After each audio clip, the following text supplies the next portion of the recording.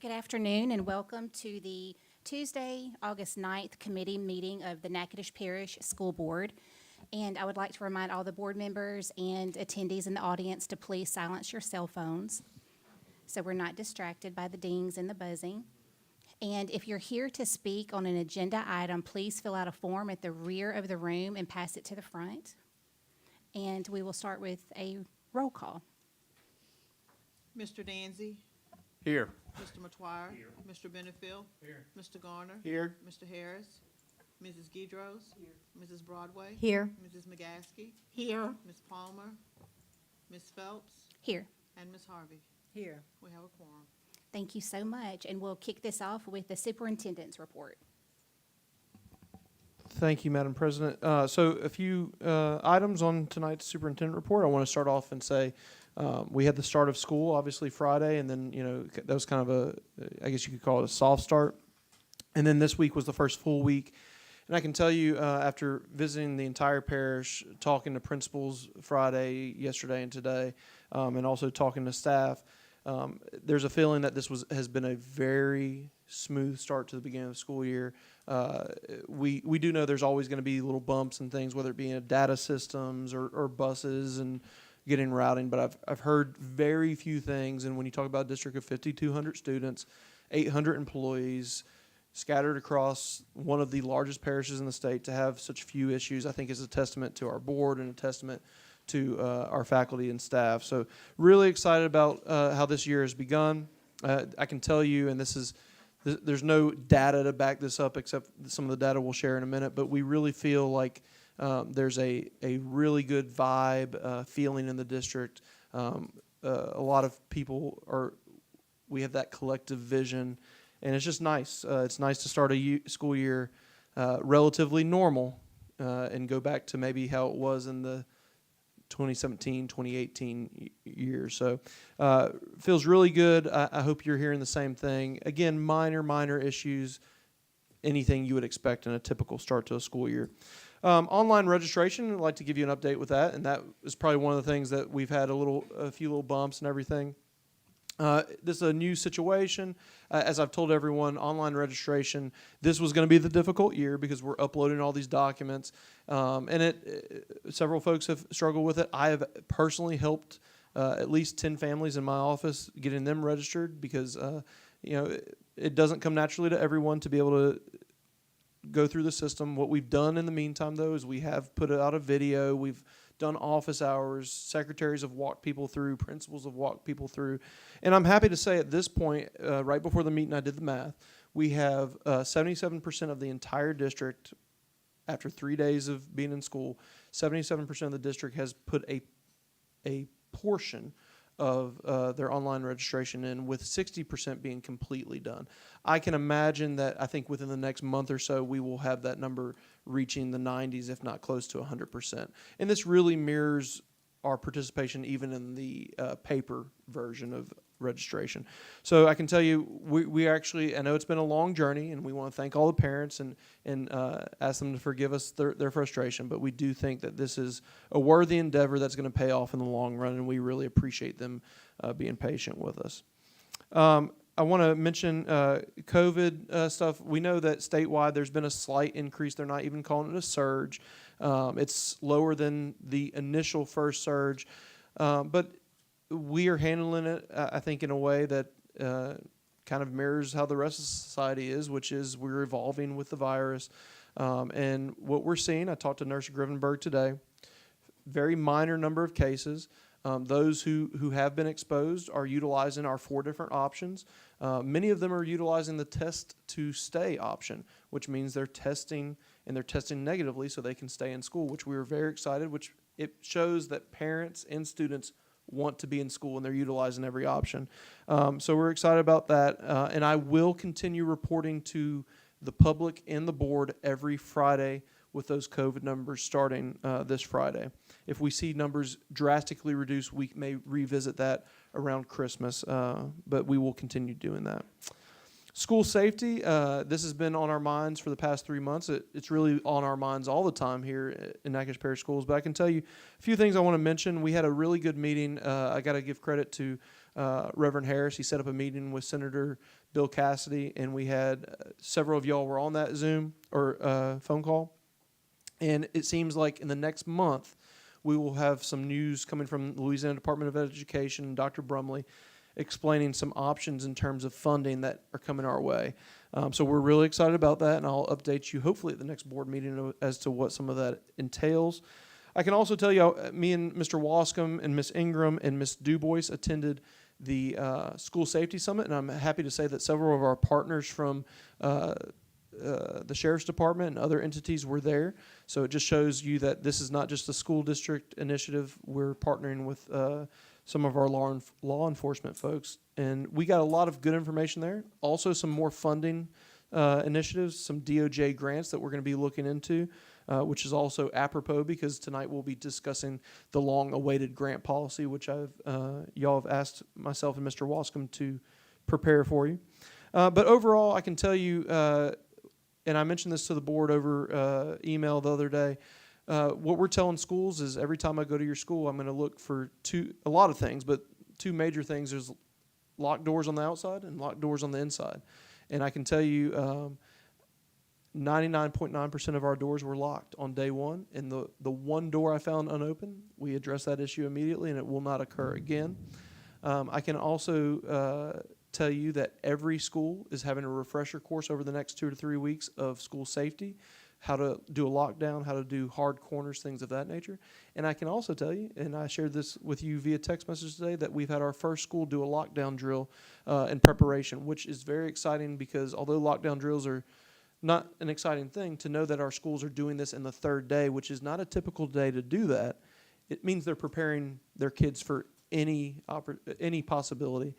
I had several conversations with sheriff deputies and different folks in law enforcement, and I can tell you based on what they're saying and based on what I'm seeing in other districts that I think we are preparing ourselves to be as safe as anyone can be in this crazy mixed up world we have. The second to last thing I wanted to make the board aware, I have a particular honor to myself. I've been recommended to join the Thompson Leadership Institute. You can only be recommended to it by another superintendent who's already gone through that. The reason I bring it to your attention is not to pat myself on the back or anything like that, but I'm going to be over the next few days giving you information on it because it will entail me missing around 12 days to go to different school districts and be a part of this institute.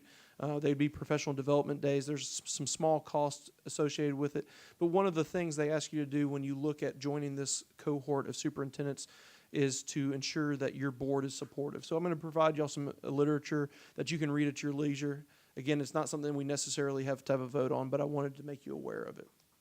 And then finally, probably the most important piece of news that we've had is that our school district last Wednesday received a call from Dr. Brumley's office, and on that call, Mr. Trey False, former superintendent of St. Tammany Parish, congratulated us that we were one of 4 districts that received 4% growth, and then they went on to say that that means that we were number 1 in the state in terms of student growth. So that means no other district in the state had more student growth than Natchitoches Parish, and that is not a testament to anyone in Royal Street. That is a testament to our teachers, to our students, to our staff, to our principals and administration. But I do want to take this time to say that it's been a long year of new initiatives. There's been a lot of talk about clusters and instructional specialists and different things that maybe at times you questioned if Dr. Eloy was losing his mind, if he knew what he was doing. But I can tell you, looking at the data, it's hard to deny the validity of those programs. And when you look at the fact that we literally beat every district in the state, and then we tied 3 others. I will give you some data in the next coming weeks via email, and then we will have Mr. Ben and his team present to you at the next board meeting, because although we got the data, we have now taken that data and disaggregated it even further into content areas, into grade levels. Because I'll also tell you, as much as we're celebrating, there are still areas that we look at and we say, oh, we're the top in the state, but did we do well in this subgroup? Are we still helping our students with special needs? Are we helping our students with low socioeconomics? Are we helping third graders as opposed to fifth graders? There are still areas that, as much as we want to celebrate, we want to look at and say, these are still areas of need. And I can tell you collectively in the district what we're kind of saying informally, but I think it might as well be formal, is that we're our next goal is to be in that top 10 of overall proficiency, not growth, but overall proficiency. So we've celebrated and we're on to the next goal. So I thank y'all. That's what I have for today's superintendent report. And there's a few items that we'll hit Thursday to honor some folks. But after I'm done, I'll take any questions, and then I also have Miss Lacaz and Miss Eichel who are going to do a brief presentation for Miss McGaskey. Miss McGaskey requested, I think Miss Harvey as well, on IEP evaluation and those processes. So any questions on what I just presented before we move on to their presentation? Only thing I was going to ask about resource officers. Do we have them in every school now? Are we still lacking? I know it's about 4 Several last- schools are still sharing, and that is, I can tell you, it's no one's fault, whether it be funding or also the fact that many of our law enforcement agencies, if you talk to, and this goes beyond, it's city police, it's rural, it's sheriff's departments, and it's not just to Natchitoches, it's all over. They're all having a hard time staffing, and I think they've had some recent developments with losing some staff that have made it more difficult. But I can tell you, every time I went to a school this week, I saw a sheriff's deputy. So what they're doing when there's not an officer there 24/7, they're doing their routes around the schools. So I cannot tell you enough. I encountered a sheriff's deputy at every school I went to. So I don't know how the sheriff's doing it, but he's working some magic, making it happen still for our schools. That's great. Okay, any other questions? I wanted to ask, because I talked with you about a couple things, 3 or 4 things last week. On the issue with the uniforms, did we get that taken care of? Because there was a question about the vendors. And Yes, ma'am. So I think, as I answered you, what principals are able to do, principals are always able to choose vendors they want to choose, unless it's for a bid out process. Now, what we always do encourage, because we are a small town and a small parish, we always encourage our principals to try to spread the love to as many vendors as possible, so that way we can have good community partners. But ultimately, it is their decision to do those things. But we try to do it at the school district. We try to be as fair as possible because we want to be good community partners, and we also encourage that with our principals as well. thank you. So what with that, I've had calls with the same thing, that they demand and they have to get it from one sporting good. Mm-hmm. And to me, I don't think that's good business for us, taxpayers, that we're gonna make one, the school say you got to get it from this position. I think if it's the same kind of shirt, the same logo on there, no matter if they get it from Alexandria, that's the parent's choice. Because you're not gonna tell me where to spend my money. And that's just the way it is. If that's what the parents, as long as it's equal to the shirt that the other sporting goods get, I think the parents need to make that choice where they want to get it from. Yes, sir. And I would imagine that it would be hard if one entity made a shirt and then another one made it identical. I don't know how we would be able to discern the difference between the two. So I know several companies put on the online stores, and so I think when they shut that down, then there's an inability to get it from them. And I don't know if some schools aren't sharing graphics, but like I said, we're encouraging them to spread that wealth. But I can look further into it and just see what kind of, if we're not sharing graphics and things of that, because some of that seems like it'd be open source type stuff, because a lot of our graphics are out there for people to pull. So. There are a couple of schools that were indicating that they should use one particular vendor. So that was an issue. People asking questions, why do they have to be obligated to deal with one vendor? We have more than one in town. So I think, and you say in all fairness, they should have an opportunity to make their decision as to who they want to purchase, as long as it meets the guidelines for the school. Yes, ma'am. Well, like I said, I can look into it a little bit further and see exactly why some of those practices are happening, and we can make sure we're in line with, I know this doesn't deal with bid laws, but make sure we're in line with policy and also law and everything like that. Thank you for handling that. Yes, ma'am. Well, I would like to add one thing to that. It is optional that the kids buy the shirts. No one is making them buy them. They can still wear their polos. And I would be interested to know if maybe that graphic is licensed or not, because it may have a particular. Okay. And even with that, in our policy, it does say that it's at the discretion of the principal what spirit shirts they wear, when they wear them. So, So if that's the case, and it sounds like you've read more than I, then, I mean, that may be something, whether it's Ms. McGaskey or Mr. Matoyer or anyone on the board, if y'all want to look into putting something in policy. Because I will say this, I don't think any of our principals are breaking policy as it currently stands, and based on my understanding of policy. But if that's something y'all want to, look into further, Definitely, okay. definitely. now expensive, they are expensive. I will, so if someone's saying they can do it cheaper, I imagine that would help a lot of parents, but we would have to completely change the policy, I think, because it does say at the principal's discretion. I know I that understand what it you're is saying. principal discretion of what logo they use or when they can with that, but it shouldn't be the principal discretion to tell you that I have to buy it from this thing, and that's what's going on. They're telling them that they have to buy it from this sporting good. Yeah, and And it's that's been what- that way for years, even, I don't think so, though, because I know when my kids went to Natchitoches Central and all that, they say, well, this is the logo they could wear, and you get the shirt. They didn't, Clutcherville never said that you had to get it from one of the sporting goods here, yeah. in So that would Natchitoches, fall because back all my on, kids, the spirit shirts, the logo was made by my cousin in Chicago that have a printing shop, so I Yeah. wasn't gonna, get it from here with that. right. I think that would fall back on who created the logo, and if it's a fundraiser for the school, I'm sure the school makes some money off of it. So maybe those are the details y'all want as well. Yeah, we need some clarification on the issue, because I've never had any problem with where we were told to purchase the uniforms from thus far. My granddaughter's in the 5th grade. She might not be at that particular school where they require them to purchase from a certain vendor. And we do need to see if there's policy, because you may have a parent that want to purchase from another store, as long as they meet the guidelines, per policy guidelines. I know I was at Provençal the other night, and it came up, and they said you can buy them here or you can buy them elsewhere. I know that's for a fact. I was there.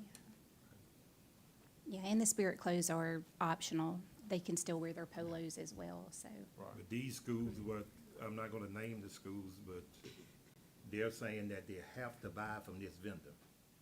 There's no, if you don't buy from this vendor, you can't wear it. So that's dictation, That's not- so that's the only thing. Ms. Ingram? The way that it's worded and everything is because there is a spirit shirt that they can wear in lieu of their polo. And the reason why is they want all the spirit shirts to look exactly the same.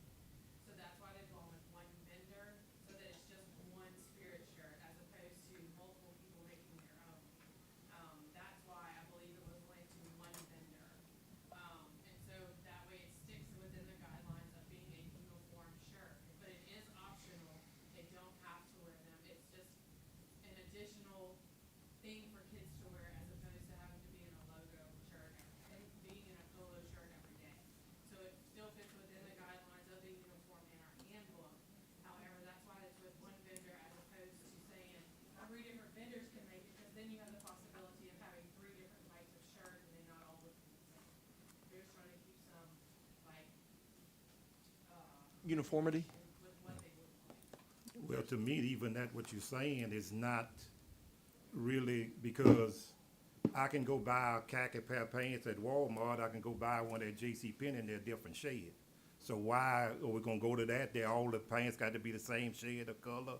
Or you can buy a shirt from here, uniform shirt, and it's a different shade. So what's the difference? As long as the logo the same thing, if the shirt just a little bit, if it's supposed to be a maroon shirt or a black shirt, and the logo on that is gonna be a, different shade. So long as the logo the same thing, I don't see where we need to say you have to buy it. Cause to me, that's what they're telling them. At these schools, what I'm talking about, if y'all want me to name the schools, I can name the schools. But, That's true. For them, yes. That's true. The only vendor but the that- school's saying that they have to buy it from that vendor, and they got other vendors that make the same shirt. So we're telling them that they have to. So that's wrong to tell a parent that they have to buy from this only vendor that they're getting. To me, if this school or this principal dictating that it have to go there, are they getting a kickback from that vendor? Well, a kickback is really not a good word to use because we manage the budget, they manage their budget, and if a kickback could necessarily be a fundraiser. You know, if you're paying $18 per shirt, I'm sure some of that does go to the school. Am I wrong in that? Can I say something? Yes, sir, I've please. dealt with this, but I was the off-campus bookstore working with Northwestern. A governmental agency cannot distinguish between two private individuals on the same type of product. They can't, because they both pay taxes. Okay, so if both of these entities pay taxes, they have to each have the fair opportunity at that.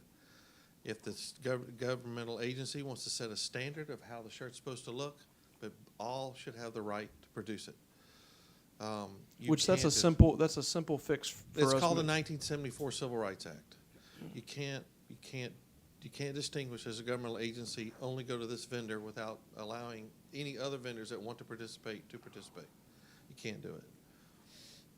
I know because it went to court in my Okay, case. so is this something that's been communicated to the schools? I don't know. I don't know that this is the first time No, hearing we've just of it. been having early conversations with them, really getting information about how they're doing it. In And the future, the uniformity that we're looking for will be solved by the branding kind of program I would like to put out, that the shirts will look. And yeah, and really what you would do then is you put out to any vendor, you put out our stuff, and then parents can decide who they'd rather do business with. And that's capitalism. They just decide if they like this one more than that one. That logo, that quality of shirt, that whatever, and then go with it. That's right. I agree with that. I And think you can take our logo and put that everybody who uses it pays the athletic department of that particular school a certain percentage. That's what happens in Northwestern. If you buy a shirt, a Northwestern shirt, it's 5 to 10% of all the money you pay to buy that shirt is going to Northwestern Athletics. And that's the kind of program I'd like to set up. Yeah, so I don't think our policy reflects that at all right now.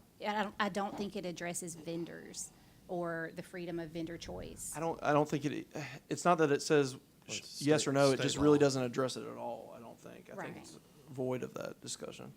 I think, if I can weigh in a little bit, I think a lot of times in the past, some of these shirts were bought in bulk, went to the school, and then they were handed out and sold at the school level. I don't think that's happening now. I think they're being sold by the vendor. And so now the schools don't want to maintain so many larges or extra, you know, they're out of that business. It ties up personnel, it ties up, so I think we're wading into a different arena than where we have been in the past. So, we may need to clean some policy up. Yeah, I totally agree with that, and it With does, that statement. it changes, it gives the burden of delivery to the parent and the vendor and not the school, so. Okay. All right, any other questions, concerns? A comment. A big shout out to you all guys for the test scores increase for our faculty, staff, and everybody. I think that's excellent for this parent and all. So I think the board, let's give them a hand. Yes, absolutely. We Thank are so very proud of that. Okay, old business, item 3A, grant policy, Dr. Eloy. Okay, so a few months ago, we started talking about the grants, and you can really, if you want to, you scroll down to the second to last paragraph.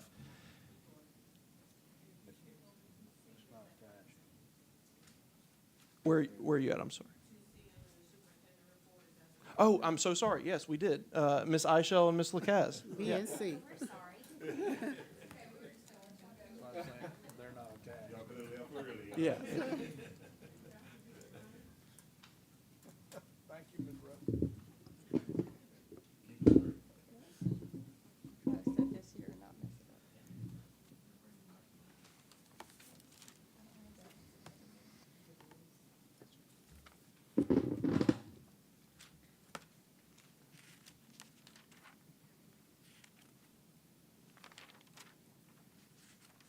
Okay, so we have a little bit of information to share with you on how a student is evaluated, or we have a lot of questions from parents and community stakeholders, and just in general, like how does a child get an IEP?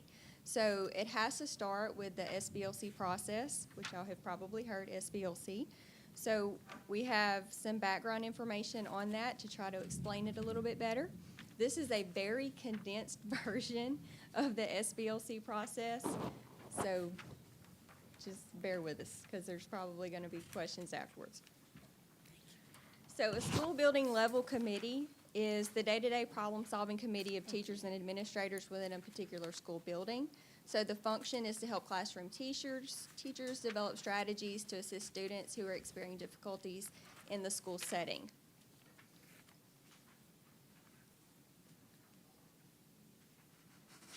Every school in the parish has an SBLC team, and every school is assigned an SBLC chairperson.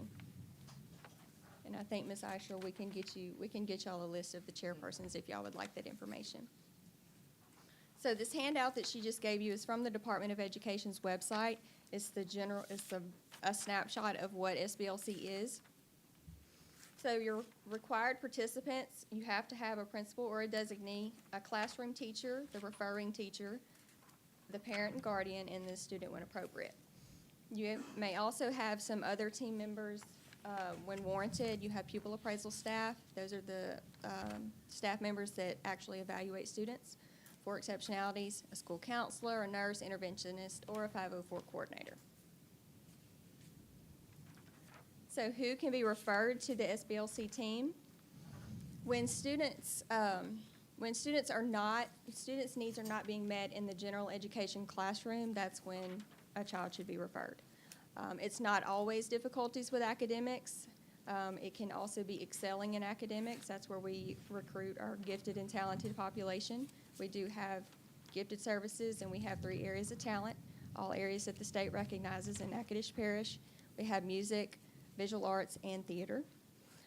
Students may be recommended if they're having attendance issues or truancy, social, emotional, behavioral difficulties if their needs cannot be met by the school level PBIS plan, medical conditions, communication difficulties, fine and gross motor, and then low incidence populations. So there's a lot of reasons why a student may be referred to SBLC. But basically, the gist is everything needs to go through this committee. Everything goes through this team at the school level. So once a student is referred to SBLC, the team reviews the screening assessment data. They look at grades, they look at attendance, they look at the student's history, they look at whether or not they've been retained. They get input from parents and teachers. They get the whole snapshot of the child and then go back 2 or 3 years to see what's going on. And then after the SBLC meeting, the team members can decide whether that nothing else is needed, that they may just need to do some further interventions in the classroom.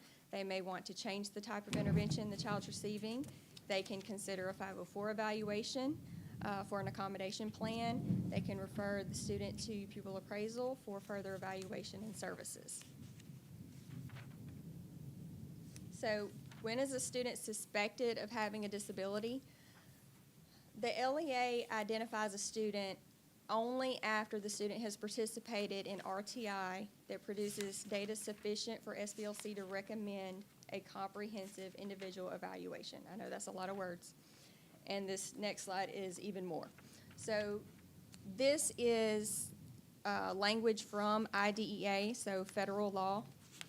And I put this in here because it's important. So the special rule for eligibility determination is that a child must not be determined to be a child with a disability under this section. So in layman's terms, we have to rule out lack of educational opportunity. So a lot of times when the student's struggling and why is this child failing and we need to provide support, why can't they get an IEP? Well, if the student has missed 62 days of school, then we can't, with good conscience or with data, say that the student has been provided proper education. So that's where you get to a wall. So it's like, yes, we understand the student is struggling, but we have to be at school in order to educate the child. So that's a big part that we run into. It got really bad during COVID. It was better last year. We're hoping that it's, our truancy is getting better this year. But I left that in there because this is what catches us the most. The student's struggling, what can we do? And then our hands are tied. We can't do anything because of attendance. Sure. And as she said, each school has a school-level coordinator. There's also a school-level team at each school, and they are responsible for meeting monthly. Sometimes they meet weekly, depending on the number of students who have been referred. So every school has someone in place to meet with those parents and the students. Anytime a parent refers someone, we definitely look into that. I had a parent in my office this afternoon with a concern about a 504 plan, so we definitely get on those and take care of those as soon as possible. So this is just a very short flow chart of how things work. So if it is determined that the child needs to be referred for an individual evaluation for 1508, which is special education eligibility, that determination is made within 60 days. So that's where you have pupil appraisal involved. You'll have maybe a psych, a social worker, speech, OT, PT, APE, vision, hearing, nurse, all of them, depending on what the needs are. And then a determination is made within 60 business days. The child is either eligible or they're not. If they're eligible, then the team, an IEP team, puts together an IEP within 30 days. And then if they're ineligible, then we refer them back to SBLC for possible 504 plan or just classroom modifications or interventions. So that's a very condensed version because we could probably spend 3 weeks talking about SBLC and not tell you everything. So, Can I get a and if the copy? student is I'm sorry, go ahead. Can you get a copy of that information? Yeah, you can have it. Thank you. And if a student is having issues in the classroom and they already have an IEP, then that just goes to the IEP team. Parents should contact special education teacher, request an IEP meeting. Mr. Kaz and Ms. Asher, you said 60 days, but in a perfect world, when at Natchitoches Parish, what is our response time? Our average is between 45 and 50 days. Okay, and so then there's an additional 30 days for a curriculum to be assembled, so we're looking at a huge chunk of the year. And so Yes. how many children would we say in Natchitoches Parish, what percentage fall into this category? That are referred for evaluation. Last year was a very small percentage. Yeah, with COVID, our numbers have dropped for referral because we ran into truancy. So they can't go through with the referral because we can't rule out lack of educational opportunity. Now, of course, if there is suspected disability, like a low incidence case, that would be like intellectual disability, blind, deaf. Handicap. Mhm. But Traumatic also, brain when injury. we're looking, and our principals are surely on top of that before they get that 60 days, and so hopefully that will come to a halt now that COVID is kind of Right. going If by the the students had wayside. consistent interventions, and that's what cluster meetings do as well, and the leadership teams through WIN, so they can use all of that data. So a lot of times, in a perfect world, they already have the data, and then we can proceed with the evaluation. And we do have a very good pupil appraisal team in Natchitoches, and I would say that we have it turned around as quick as possible. Okay, thank you. I did some research because we were concerned about the process. And I understand that it's really not a problem as far as what SPED does, follow through, do the evaluation to make sure that they are getting services that are available to those students in need. But the information I received was that the SBLC person at some of the schools, there's issues with it being actually set up correctly. There's issues with that person actually being able to provide the information that's required, because sometimes the person that is assigned those duties is a counselor who has a full-time job. So if we're running into those problems, I got it from a very reliable source, then we need to look at it and get someone to assist a counselor to ensure that the data and the required information gets to the SPED department so that the children that are not receiving services are going to be, getting them in a timely, get the service in a timely manner because there's time frames involved. Yeah, so Ms. McGaskey, I'm very well aware of the school that you're talking about. I've been in constant contact with that principal even this year. What we find a lot of times is as you train one person, then that person may or may not be there next year. So then you find yourself training all over again. And in the situation that you mentioned, yes, she is a full-time counselor and she's doing registration and a lot of other things as well. So I am working with that principal to see if we can put someone else in place so that when those referrals come up, we can handle those in a timely manner. And I appreciate your assistance. I'm sure that you all will Yes, take ma'am. care of it. It wasn't just one school, though, that was mentioned to me. But It was the mentioned one- as being, yeah. ongoing Like I issue. said, we'll get people trained because at the beginning of every year, that's one of the first things that I do. I make sure that every SBLC 504 coordinator is trained. Myself, Ms. Lacasse, and Ms. Ingram in the back, although you said don't say your name.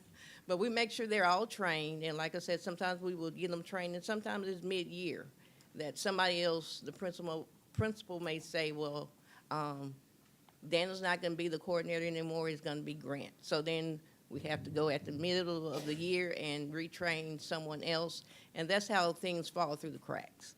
It's not that we're not on top of it, but when it's constantly changing, then we have to try to keep up with what the previous person did and where they left off and where we have to take it up. Okay, thank you. Okay, any other questions? Thank you both very much. You're very much appreciated. We appreciate your work, your hard work. Okay, old business, item 3A, Dr. Eloy, the grant policy. So one of the wonderful things about board docs is you can search policies from all around the nation, and you can also search local policies. And what I did was I looked at two policies that I thought we could kind of use them in conjunction. The main piece of this, though, that I really want to draw your attention to is the second to last paragraph. It reads, grants written at the school shall be accounted for as school funds and shall follow all applicable board policies related to school-based accounting and record keeping. However, any grants written at the schools that exceed $5,000 are awarded in the name of, I'm sorry, I'm in the wrong spot. I apologize. I think we're having. It is, you have to have an app. We're locked out. We all trying to get on it. Well, and I apologize to y'all. Beverly can open it, so we because can pass hers around. No, I apologize to y'all because this is actually I sent the wrong draft copy. So we'll have to delay this until Thursday. My apologies. Basically, I will give you a brief rundown of what it should be, but this was my second draft. It doesn't entail the last piece. Basically, I think last time we spoke, we had said that y'all want us to still pursue grants, but you want us to do it in a fiscally responsible manner. And so a lot of this is accurate, but the piece that is not there, which will be there Thursday, is a piece that basically says if we pursue grants and we believe that the cost of that grant through a contract grant writer or something of that nature would be necessary and would exceed, I believe the number I put was $5,000, then we would have you make y'all aware, almost like a bid process, and you can either allow or deny us to proceed. And if it were to ever go over $5,000, we would have to come to the board for permission. But again, I had it nice and typed out, and it was a beautiful policy, but it's not there for y'all to peruse right now. But that's the kind of the main philosophy behind it. If y'all want to discuss that kind of philosophy, we can, but because if I'm providing you with a policy Thursday, I want to make sure that I'm not giving you something that you aren't necessarily in line with. Can you put it up tomorrow and let us get a Yeah. chance? And then that Yes. way, when we come in Thursday, Correct. we'll have had a chance to peruse. I will do that first thing in the morning, and again, I apologize for that. Okay, I have a super basic question. Are there actually grant opportunities that we can get for less than $5,000? I mean, it seems pretty low. Well, That's why I'm. what I'm saying is man hours. So if we hired a grant writer and we said, we believe it's this many hours at this rate, then we would go into it saying we believe it's this much. And there would be times where it would be over $5,000. What we're saying is if it's under $5,000, Mr. Wascom and myself can make that decision in-house. If it ever goes over the $5,000 because it's a $10 million grant, it's going to take them 6 months, then we would come to y'all and say, hey, we believe this is going to be over $5,000. For reasons A, B, C, and D, we believe it's worthwhile pursuing, but we want to have y'all's stamp of approval on that before we pursue that. Okay. If I may make a suggestion, can you email it to them in the morning? Because typically I don't close board docs and feature that agenda item until around 3 o'clock. Because I have supervisors who Need the opportunity, if they're gonna add something to the agenda, to do So that. I will send that to y'all at the latest, assuming my morning goes as it should, by lunchtime. Okay, great. Okay, moving along with the agenda, we have our consent agenda, approval of minutes, and we have out-of-state travel For a new business. I'm sorry.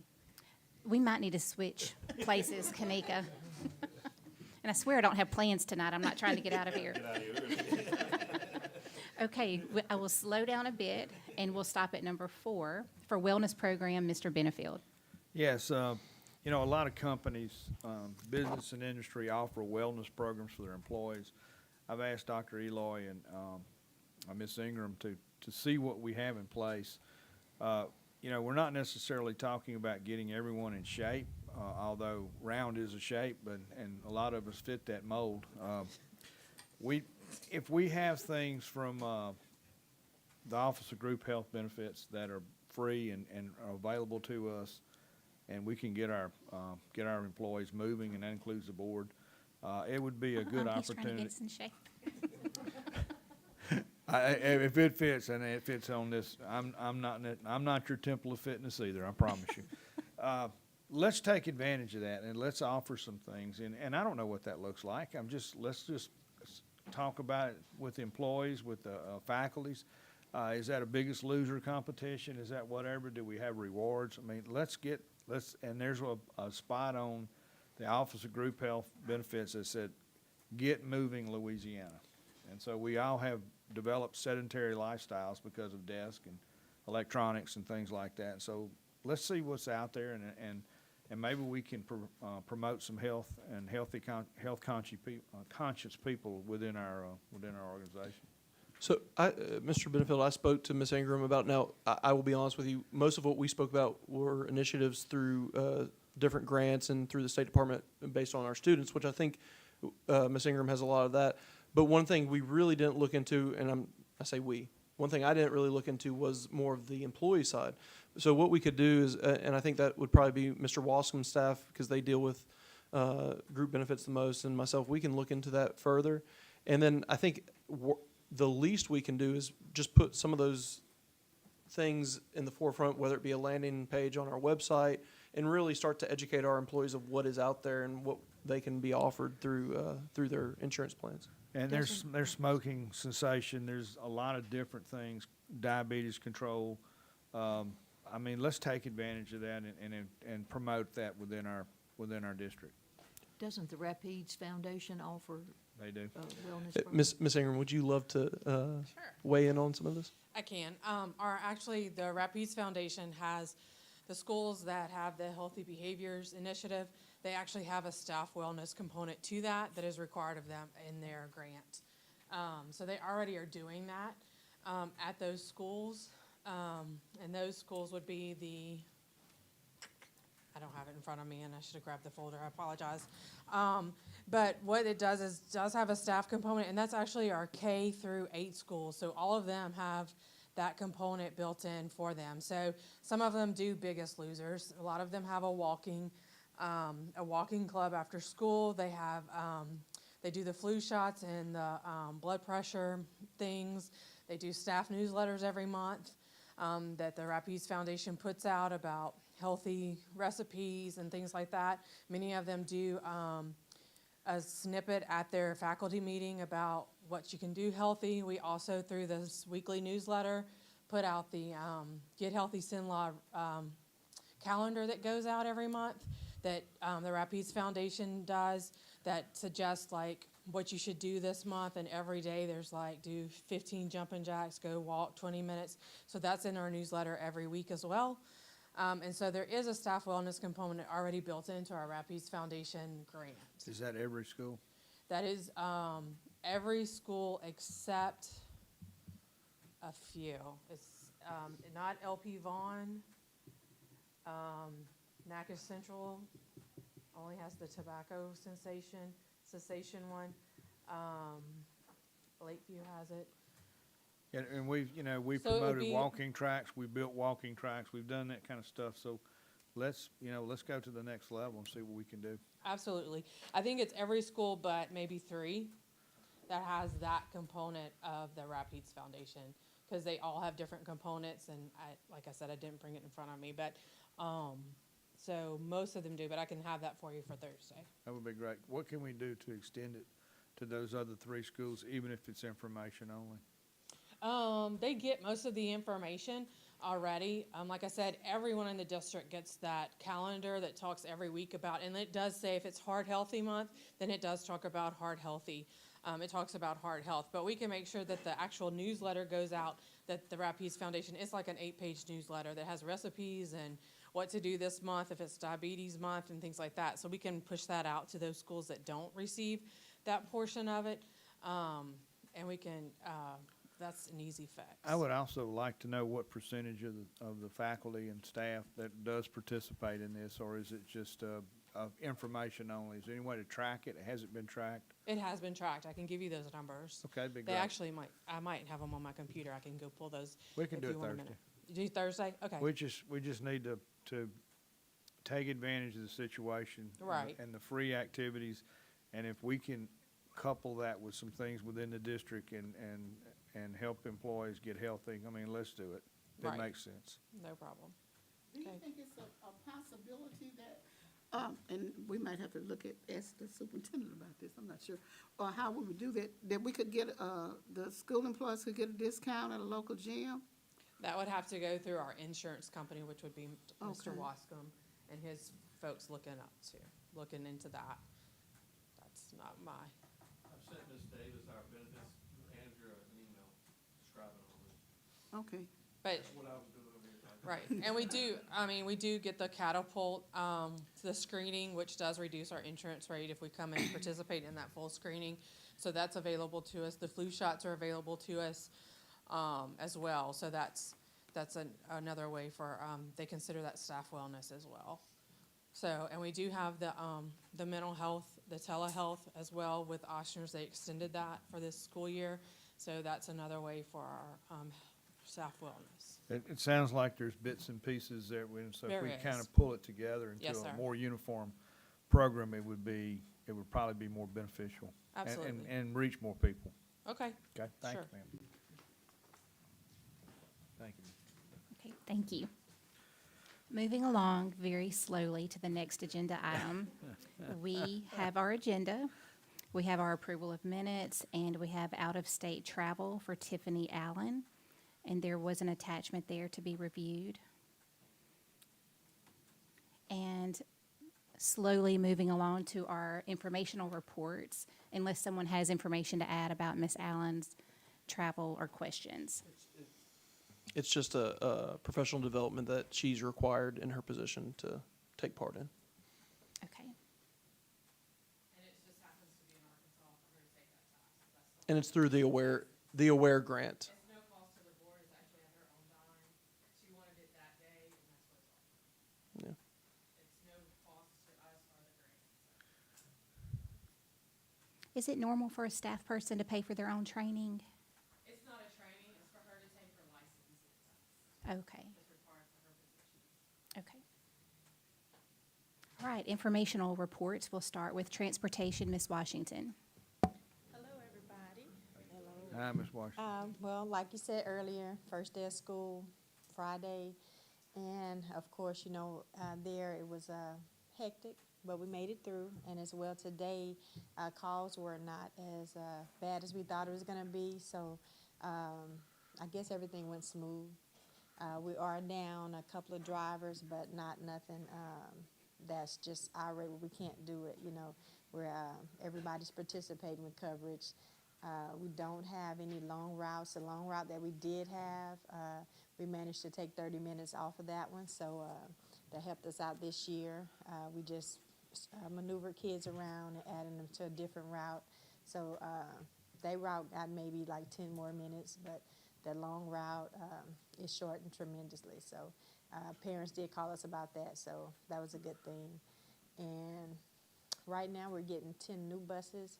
We're waiting to get the AC installed in them, and so when that they come in, we're going to transition the older buses out. So the company is looking into transitioning buses and everything, so that'll be good on that, so we won't have as many problems with buses breaking down or anything. Ms. Washington, I know you probably won't say this, but there's been several, what I would probably agree is minor issues, though very important to parents, and what we've basically been saying is give us a week to get things, 90% of things in gear, and then we can really get into the granular issues and address some of those needs. And you've been super helpful with that, and I think parents have been very patient. Yeah, So they have. Right now, a lot of concern is with shuttling kids from one school, like the teachers from one school to the other school. But they were like, okay, I just told them, give me a week to get the route settled, and then we can go into that and get that situated. We also got calls from the Boys and Girls Club, you know, trying to get buses for situated for that, for after school and everything. So we've been getting a lot of calls, and we got a call today from karate. It's an after school program that they're starting, and he want to do a partnership with our buses as well. So people are coming with after school activities for kids, so to keep them busy along with after school. So partnerships work out, then we'll still be busing after school and everything. So as of right now, everything is running smoothly. It's nothing that I would say was disturbing. You know, first day we had kids on the wrong bus and this and that, but we were able to get everybody, find everybody, get them home safely and everything. So the first 2 days of school, I think, went awesome. Compared to last year when I was in this position. So it's getting better each time. So thank you guys that helped us to get everything, to get the routing situated. Ms. Washington, this has been a countdown, Okay. and I think the rest of the board members can second in on this. This has been a 3-2-1. 3 years ago, lots of calls. 2 years ago, some. Last year, not so many. No calls for me this year, and that's pretty incredible. So, and even in the office, it's no more of the, I just need to know what bus my kid's gonna ride, you know. And for those that are listening, always remember the route number and not your bus number. And the reason behind that is, if the bus do break down, the bus number will change, but your route will always remain the same. So if you're on Route 4, I don't care what bus it is, it's going to always be Route 4. So for those parents, always remember the route number and not so much of the bus number. Any more questions? Okay, you guys have a good evening. Thank you so much. Okay, Mr. Shirley, for the maintenance report, and you could not come at a better time. Beverly and I need to report a leak back here that's happening as we speak. I know a guy. It is a bad leak going on because of the rain. So if you hear the ticking sound, it's our building. Okay. It doesn't matter. Let me go over the report firstly. Not a very bad start to the school year. I mean, we've come up with a few little minor things to prepare. Let's see, Clucheville, the actual abatement crew is on site there. That's underway. The repair of the bus barn parking lot has been completed. All the concrete's done. Now we just have to get it striped. The existing offices from the central office have been remodeled. We're starting some new offices now. Let's see. Go to Provençal, Louisiana. Let's see, Provençal actually has their new basketball court built, which I think all the kids love it. So, that's pretty good there. Safety-wise, we're starting to change keys. Gold Island's got their new keying system in, for the inside. We're waiting on the outside. Marthville, the baseball field project's actually coming along pretty good. NJH, we actually have the equipment on order for one of the pods to have their AC swapped out. So we're waiting on that to come in, so we can hopefully put an end to the misery they're going through right now. Miss McGaskey, we got MLK cleaned up. That's for you. Thank you, sir. You're welcome. Appreciate your we're on a assistance, and then they try to set it on I fire. know, but we're on a monthly cleanup with them, so that'll be going good. Okay. Yeah. I told them they should have blocked all interest yesterday. Okay.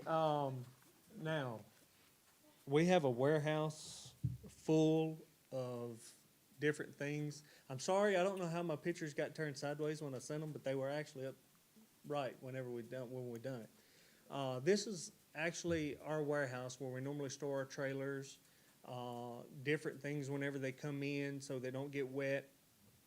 Evidently, over the years, we have compiled a lot of junk, and I mean a lot.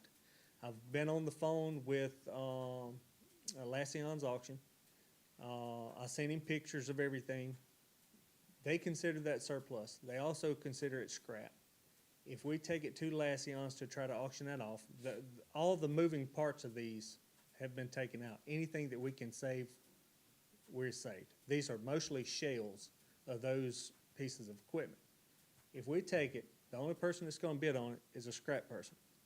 Then we have to pay the auctioneer his fees to do something we could do with Dan Rock and keep the profit. So I'm asking y'all to declare that surplus and let me start cleaning that out and making it look decent. But even if we declare it as surplus, we can't give it away to nobody. We're gonna have to have COBs to, Right, what we would do is, I've been through this process at the previous employer. They donate or put a trash can there for metal. All metal goes in. When it goes down there, it's weighed. When it's weighed, the check's cut to the school board. Then the next dumpster goes down there, it's weighed, the scrap prices, checks written to the school board. So it's not given away. They will actually pay us for the scrap, and then the scrap money will actually go back to the school board. but you can't give it, it have to be COB and an auction off public property. You can't, If it's scrap, yeah, because it's stuff, it's declared as surplus. You cannot give it away. The only way you can do it is have COBs and let somebody come and bid on it, into the scrap yard people, I mean, we can do that too, and but we it- don't want it yeah, to that'd scrap yard, cut that then we auctioneer out out. of it. That's all. Or give us the highest price. Yeah, whoever Yeah. gives us the highest price on it. Yeah, and that would be great. Same thing, same Yeah, thing. that would be great. I'd be okay with that. I mean, we can put it out there, let them come look around, get them a price together and give a sealed bid. That'd be And then you perfectly just- fine with you me. let 'em give them so many days to get it off the property. Yes, that would And then be, if they don't get it off the property, then you can throw it away. hey, look, however we do it, I'm fine with it, as long as it's gone. Ask the board then for permission to declare surplus and permission to put it bid. Yes, I need permission from you guys to declare surplus and a permission to bid. And On the if, agenda for, put it, Thursday, we can go ahead and do it. superintendent, Alright. get it on the agenda for Thursday, yep. Okay, do you guys have any questions for me? Only question I had, with the Butcherville, with the lighting situation down there, where we at on that, because in a couple months, time gonna change and we gonna be dark. Okay, so they disconnected the lights I had them put up? They put them up, I haven't been, Well, they put them up when we discussed it the last time. They had two working lights, one on each side. of the driveway. Now, that don't mean that they're working currently, but I need to know if they're not. Okay. Because that's what I was just finding out, had they put them up, because I hadn't been down Yeah, there they with put it. one on the pole, to the left of the driveway and one on the pole to the right of the driveway. Okay, I'll go down when the. Yeah, and like I say, just make sure, which I'll be down there probably tomorrow checking on progress anyway, and I'll look Wait into till it. be at night to it. Yeah, I know, but I wanna make sure, Okay, I'll yeah. make sure, it's between 9:30. Okay. And please let me know if they're not, I'll get back with SWEPCO. Because you'd never say that they put it up, I know. Yeah, they filled out the work order, completed it, the whole nine, yeah. Mr. Shirley, oh, I'm sorry. Go ahead. If we have some crushed concrete, which I'm sure we will, any way to fill some of those That's actually what we're doing with it. giant craters that we have in the Yes, sir, parking lot? that's There what you we're go. doing with Thank it. you. They actually have been instructed on where to put it, Thank you. and when we're done, we're gonna spread it out. And I'm sorry, mine is nowhere near as important that, but you did leave off what I think was the most important thing that was done this month, and that was Natchitoches Central finished the installation of their signs, which I know. Oh, yes, I did. Yeah. Well, it actually was this month, but when they finished, but yes, how do y'all like the signage for Natchitoches Central? Looks amazing. Nice. Yes, it does. Really Yes. nice. Yeah, I'm proud of it. Looks And I great. think we've already had a conversation, Mr. Garner and Pastor Harris. I think Lakeview is next. So Sweet. I'm game. I like progress. Anything else? Well, I will see y'all Thursday. Thank you very much.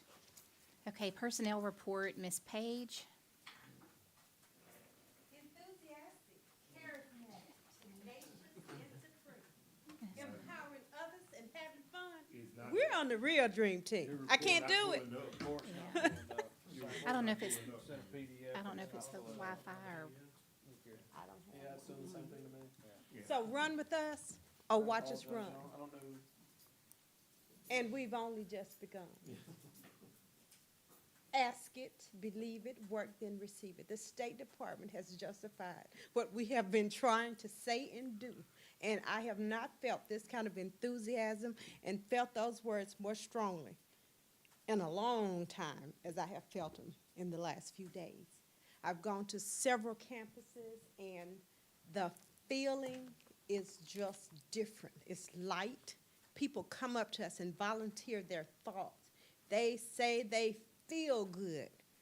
It's a different feeling, and we just want to thank you for supporting us in our decisions as we make this team what it is. You cannot deny that it is a different team. Thank you. We want to thank you for that. As far as this, there it is. we'll have to update because apparently Board Docs is not cooperating with us Right. tonight, but we'll update that as well. I know. I think the issue is sometimes it will open for me and Miss Kanika on our computers, and then when it makes the leap, for whatever reason. So that's Mrs. all Page, one? Yes, sir. the superintendent hinted in May that we were gonna have some additional practice people that have crossed the finish line in August. Are we getting a little closer there? We're there, and we talked about it, and I still would like to wait until October, at least Okay. September. Because I want to give you some better numbers. We have some great numbers now, but that would give us a little more time. We didn't wanna throw the superintendent under the bus, but Dum-dum. No, we actually spoke about that this morning because if y'all recall last year when we started all the initiatives, I said I'd like to report to y'all every October, and then I just tried to get a little from Ms. Page a little information. She said I really, really want to wait till October because it sounds crazy to say, but hiring season and resignation season doesn't really stop until October. So Okay, one little bit. a mistake up there, though. Talk to me. Curtis is at Providence. See, and that's what I mean. That's why I want to wait. Okay, let me see. And we're not gonna send her anywhere else. No, let me see. all the way to the bottom, new hires. Oh, okay, see what Yep, I mean? yep. That's exactly what I mean. We're taking a That's a look. good example, but yes. She's at Providence. Right, We'll wrong get school. that corrected. Okay.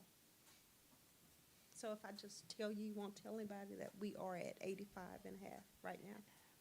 80.5% for certified people. But don't tell anybody. Okay. Anything else?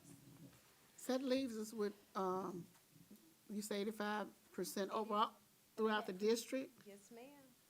And that's what the system is showing.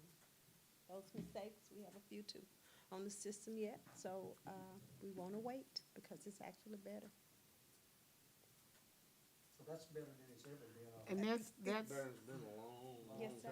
Absolutely. that's including all schools, you're saying 85%? That's including the district, and it's better than what is shown. Okay. That's awesome. Thank you. All right, thank you, Ms. Page. Child nutrition, Ms. Hicks.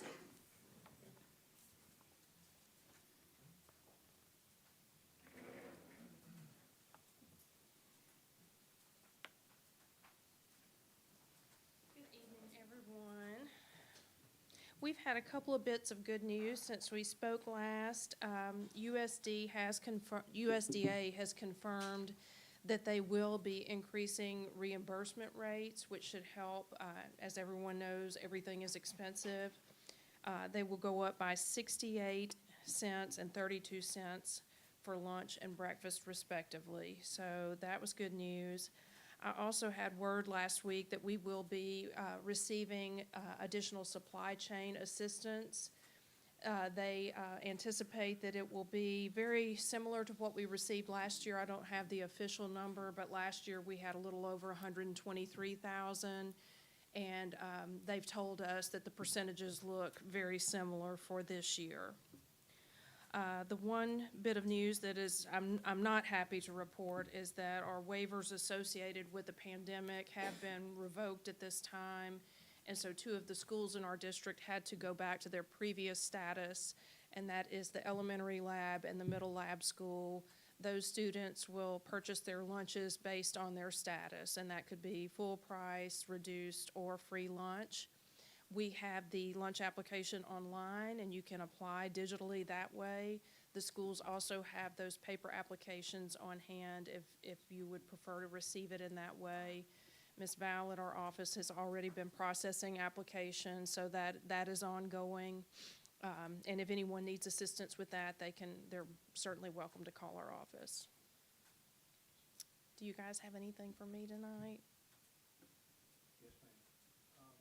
You installed, and the maintenance department installed a tremendous amount of new equipment from last year, the bidding cycle.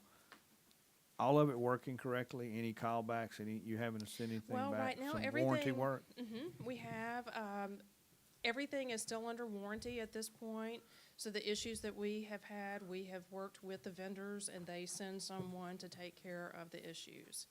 We do have some things going on in the kitchens. It's always when you come back and you turn things on for the first time. But Mr. Shirley is doing a good job directing repairs on all of the things that we're having issues with. So we're really, as everyone else, I guess I'll just kind of echo the sentiment. It really was a pretty smooth start to school. It's a big job to get that much food into kitchens after you've worked it all out, so you don't have it sitting there over the summer. So the ladies and gentlemen have worked really hard to get things back online, and it was pretty quiet in the office today, which is a good sign. I haven't talked to Mr. Shirley, but I was in Provincetown the other day in the lunchroom, and there's a dishwasher in there, which you're very much aware of, I think. Yes. And it's 3-phase, which means it has to be total rewiring. My suggestion, it's a great dishwasher, but my suggestion is maybe we can take that and trade it in for something that is not 3-phase. Well, we've actually worked out something. Natchitoches Central is putting in a commercial kitchen, and their wiring is not in place. So I believe the decision has been made. We're going to do a switch with them. Oh, great. That they was will. Yes. I didn't know that. But, Buying single phase and then doing right. this. Yes. Well, that's what I was, that And was so my then point. that takes the And- wiring issue out of the way, and Yeah, I and think that- it'll be a that lot helps more both cost places. effective. Thank you. All right. It's a very, very good dishwasher. Yes. I mean, it really is. So that was our solution too. All right. Thank you all. Thank you so much. Budget update, Mr. Wascom. I am thankful to hear about the USDA 123,000. You'll see why in a minute. All right, would like to say I am much happier this year with the reports. I was pulling my hair out last year with how volatile they were. As you can see in column 3 is the actual end of June. These are not final numbers, but we're close. About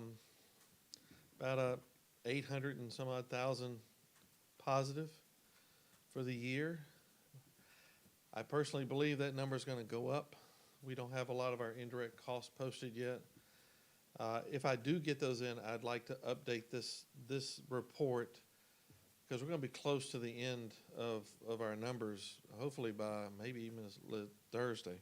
Mr. Watson, real quick, and that does put us very close, if your projected numbers are correct, to our goal of around $10 million in surplus, correct? Correct. If we can, if we can get to the number I'm hoping to get to, which is about, this number may go as high as 2 million, but we would be at $10 million worth of surplus at that point in time. And that will have replaced the money that we were short coming into, this board's coming into office, that had been spent in the prior board. So that's good. That's good. So that's general funds. Nutrition, you'll see what I'm talking about. If you take, once again, column 3, revenues, 4,150,000. Losses, expenses, 4,258,000. If you take 123,000, whew, it barely is in the positive. Once again, this one, child nutrition is a difficult one because of the cost of food has been going up at the grocery stores, at the restaurants, 33%, and we weren't seeing any update from USDA that they were going to increase to what they were paying us. So we still had to absorb the cost, but we didn't know. So it's going to be a closely run affair this year. It's going to be very close. We might be in a positive 20 some odd $1,000 there. Okay. Now Title I, I want to remind on all these funds I'm getting ready to show you, the revenue number and the expense number will equal out. This usually means we have not posted all our reimbursements yet, but the expense in the third column under Title I is $2,910,000. The revenue will soon join it to be at the same amount. All these federal funds will be at zero balance. Exactly, expenses and revenues will equal out. So we have about $600,000 to post here in Title I, but in talking to Chad, we seem to think that all of our expenses have been posted and that those are kind of final numbers. ESSER 2, you can see the difference here. It's $2,967,000 worth of revenue, $4,707,000 under ESSER 2 in expenses. A lot of that was summer school. June was a very expensive month for us. We have not yet posted all our revenues to our numbers. But once again, revenue will eventually be posted to be around $4.7 million. The money will hit the bank, if it hadn't already, by the 15th of this month. The same way with ESSER 3. It was at $664,000 and almost exactly $300,000 more in expenses, but once again, that will be posted later. And if I get an update in time for our Thursday board meeting, I will draw attention to this because it'll be almost the close. It'll be here. So, are there any questions on this? Remember last year I was sweating it out. We made some adjustments and we can do better planning now. So what I report to you, the board here is definitely much more accurate now as to where we're at. Okay, do you want to go ahead and cover the sales tax report if you're ready to move on? Yes, please. I am going to go, hang on a minute. Once again, how do you do that? I was just going to go all the way to the very last page.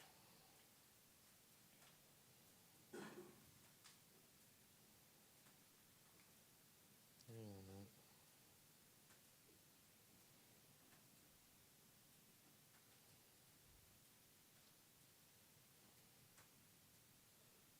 a minute. Okay.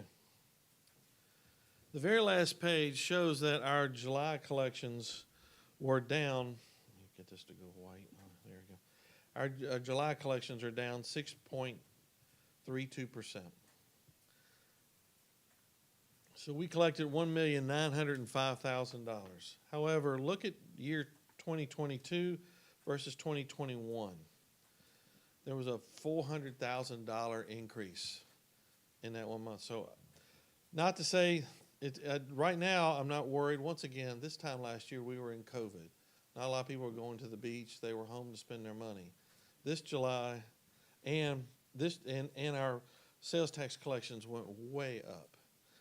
I don't know that this negative 6% is a trend. I will tell you, as far as budgeting, I'm going to budget at zero growth in sales tax until I see some other trends that differ. But I don't think that this is going to be a trend we'll see. I think it will go, but I don't think we're going to have these massive increases like we were seeing last year. I hope I'm wrong. But I will say that 2021 July was 1.6 million, and then it jumped to 2 million. Now it's back to 1.9 million. And I think that the COVID and the summer breaks last year did have some impact on this. So the July collections are for the June sales. I want everybody to know how that's going. So next month should be give us a little idea as to where we are, a little better idea as to where we're headed with sales tax collections. Okay. Any questions? All right.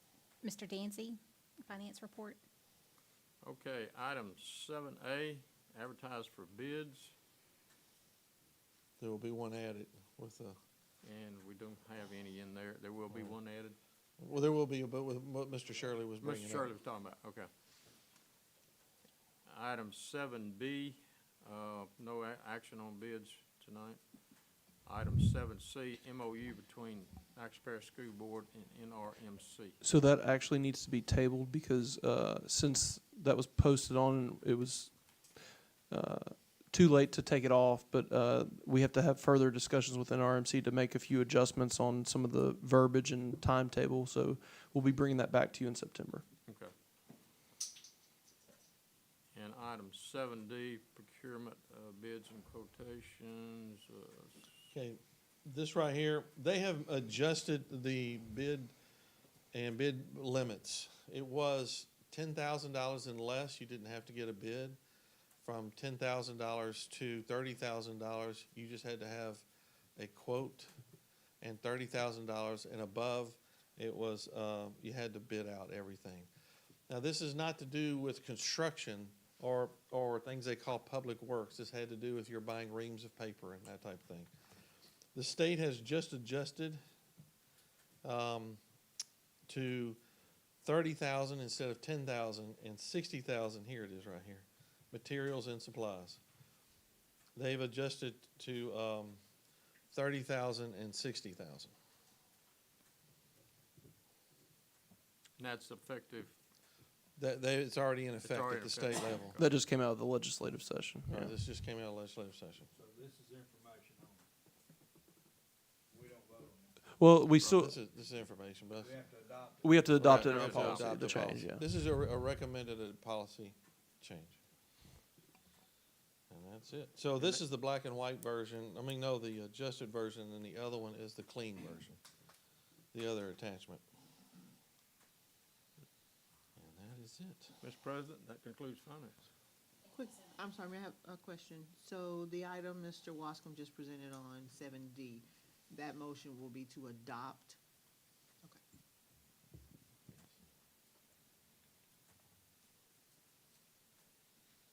And that's it.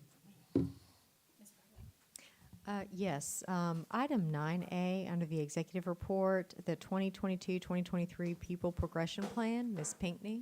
So Ms. Pinkney actually will not be here until Thursday, so I'm taking this over. But I can tell you, one of a glaring weakness in our district was a lack of a very robust pupil progression plan. Principals should not have to make decisions on their own when it comes to academics. Okay, and this apparently is also giving issues on being able to pull up. I, again, apologize because this is a document I will email you first thing in the morning because it will require some reading. This document, again, principals should not have to make unilateral decisions about instruction. No matter if you're at Natchitoches Central or Lakeview, or if you're at any of the elementaries, all decisions should be the same when it comes to instruction. And so what this is going to be a plan that answers a lot of the questions that have been lagging, things that weren't addressed. I know many of you are aware of grade issues at the high school last year. This addresses everything. And I also want to take you through this process. So not only did we take schools through this process and have them look through draft copies, but we are required by law to include parent stakeholders in a committee meeting as well, which we have done, and we got their feedback on this document.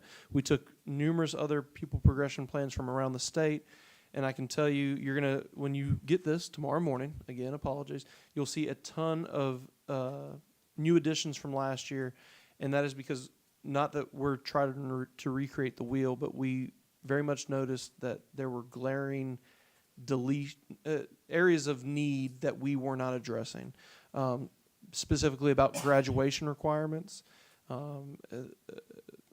There's a lot more information now about what it means to actually fail. A lot of times principals were telling us, well, I had a student who failed ELA, a third grader failed ELA, but they passed math, but then they failed PE. Well, do they fail for the year? This lays out very specifically, very logically, what it means to be retained, and also what it takes to progress. I think even if there are areas that you might have concerns about, I think in totality you will look at the document and say, wow, this covers everything. And if a parent ever has a question, or if a teacher ever has a question, or if a principal ever has a question, all they have to do is go to that document. I'm very proud of the work our folks did with this, and I hope you see some of the logic and rationale for putting together a much more robust document. But again, I will shoot that to you first thing in the morning, and Ms. Pinckney will be here Thursday to answer any further or more in-depth questions you have about this document. If approved, that'll be a website item. Yes, this has to be on the website.